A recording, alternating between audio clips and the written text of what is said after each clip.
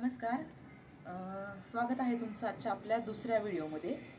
तर बऱ्याच लोकांचे असे प्रश्न होते की हिला एवढं फ्रीडम कसं मिळतं, हिचे सासू सासरे हिचा नवरा काय बोलत नाही का, आणि एवढं फ्रीडम कसं मिळू शकतं, ही मोकळी सुटलेली आहे किंवा हिला कोणाचं बंधन नाही आहे.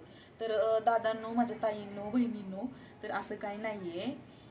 हे फ्रीडम मिळवण्यासाठी गेली 10 वर्षापासून मी तो विश्वास जिंकला आहे आणि स्वतःला सिद्ध केलेले, स्वतःचा प्रामाणिकपणा मी प्रूफ केलेले.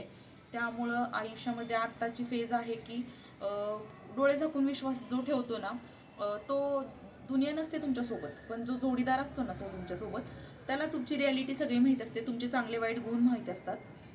तुम्ही काय वागताय, तुम्ही कसं राहताय, तुमचा स्वभाव काय आहे हे त्यांना माहीत असतं.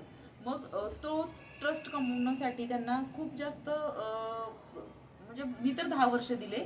मग असे बरेचसे लोक आहेत की त्यांना प्रश्न पडतात की एवढं फ्रीडम कसं काय मिळतं. तर त्या व्यक्तीने ते फ्रीडम कमवलेलं असतं, तो विश्वास कुठेतरी कमवलेला असतो, म्हणून ती व्यक्ती एवढ्या कॉन्फिडंटली ह्या जगासमोर स्वतःला प्रूफ करत असते किंवा स्वतःला पाहिजे तसं आयुष्य जगत असते. आणि सगळ्यातलं जर मायनस पॉईंट असेल ना एखादा, तर आताच्या जगामध्ये आहे ना, स्वतःच्या दुःखापेक्षा लोकांना समोरच्या सुखाचा जास्त त्रास होतोय. आणि ही तीच खरी परिस्थिती आहे ह्या जगामधली, की लोकांना स्वतःच्या दुःखाचं देणं घेणं नाहीये, पण समोरच्या सुखात किंवा समोरचा हसतोय ना, समोरचा खुश राहतोय ना, तर ते लोकांना कुठेतरी खटकतंय आणि ते लोकांना आवडत नाही. बाकीच्यांचं सोडा, पण आपला जो आयुष्याचा जोडीदार असतो ना, तर त्याचा आपल्यावरती असणारा विश्वास हा आपल्याला प्रत्येक गोष्टीमध्ये सपोर्ट करत असतो.